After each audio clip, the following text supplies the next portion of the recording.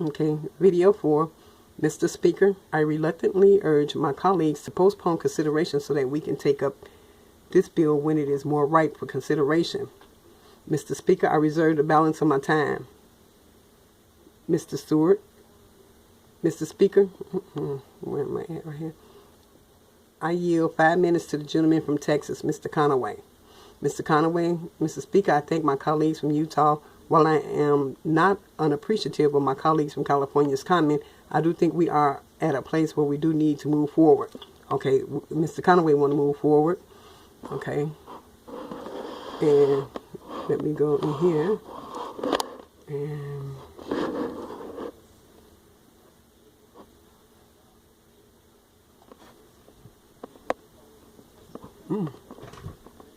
excuse me. This is really, this right here, this congressional record is really informative, because we have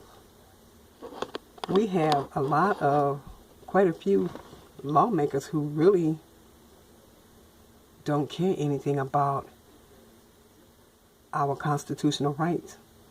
And it's apparent inside of this congressional record.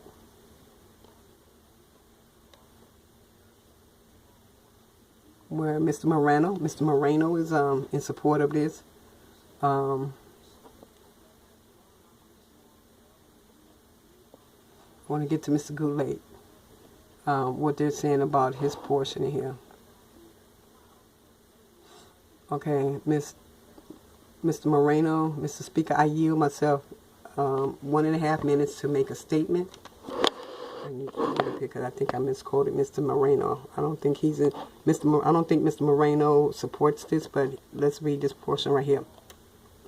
Well, Mr. Moreno, Mr. Speaker, I rise today in support of S-139, the FISA Amendment Reauthorization Act.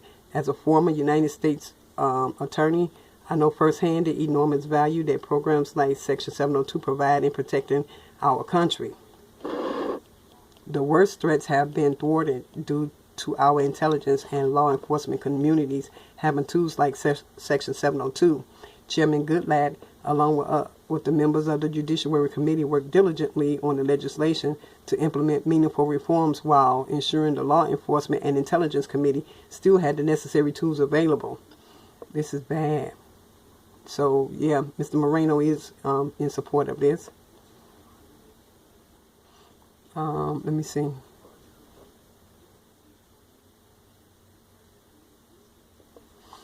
Mr. Nadler, he yields himself as much time as he may consume, and he rises in strong opposition to the FISA Amendment Reauthorization Act of 2017, which reauthorizes Section 702 of FISA for 6 years without enacting adequate protections for our privacy. Supporters of this measure want to convince us a new, incredibly narrow warrant provision actually constitutes reform. It does not.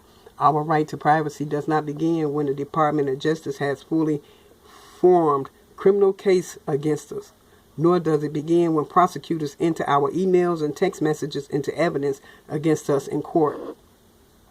The Constitution guarantees far more than this. Our right to privacy protects us when the government first makes a decision to search our private communications for information it might find useful.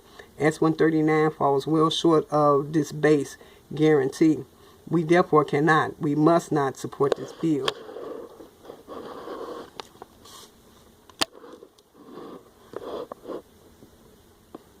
Make no mistake, S-139 is not a compromise. The Judiciary Committee, the technology companies, civil society, and other critical stakeholders were shut out of this conversation long ago. S-39 does not include a meaningful warrant requirement. The rule in this bill does not apply to most searches of the Section 702 database. It does not apply to a query for any information that could mitigate a threat, an exception that threatens to swallow the entire rule. As a result, S-139 allows the FBI unfettered access to the information for purely domestic non-terrorism causes without a warrant. Right here. What does that mean in the year of Jeff Sessions and Donald Trump? It means that absolutely nothing stops the Department of Justice from trolling the database for evidence that you use marijuana or fail to pay your taxes or maybe in a country unlawfully or possess a firearm that you should not have. None of these cases have anything to do with the core purposes of Section 702, and all of them should require a warrant based on individualized suspicion and probable cause. I agree with Chairman Goodlatte that Section 702 should be reauthorized. I understand its importance to the intelligence agencies, but none of us support this bill which pretends at reform while codifying some of the worst practices of the intelligence community in domestic crimes. When we came to Congress, each of us took an oath to defend and protect the Constitution of the United States. I ask that each of my colleagues honor that oath today and that we work together to defeat this bill and to bring the right set of reforms to the floor without delay. Mr. Speaker, I reserve the balance of my time. Okay, and it's Mr. Moreno again.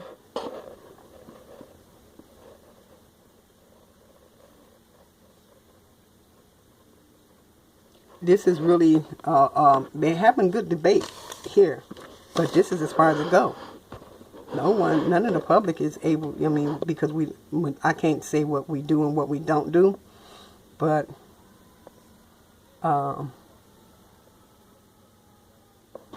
many of us don't even go in here and read this stuff. I do. I don't have anything else to do besides read this stuff because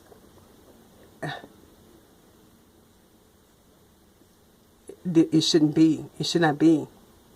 Okay, Mr. Moreno is speaking now. No, Mr. Poe. This is what I wanted you all to see from Mr. Poe of Texas. Mr. Speaker, I am a former prosecutor and a former judge. I despise terrorists. We ought to go after them and get them. Section 702 was written to go after terrorists, but it is being used to go after Americans. Normally, when I was a judge, I would sign a warrant. Before the government could go into your home, they had to have a warrant to go into the house and to seize something based on probable cause. Under FISA, as it is used against Americans, forget the terrorists. As it is used against Americans, government has already seized your house of communications, all of it. They look around and sometimes they go back to a secret judge in a secret court and get a secret warrant by a FISA judge, and they come in and seize something and prosecute based on something irrelevant about terrorism. That is why this bill violates the 4th Amendment. Get a warrant before you go into the House of Communications and effects.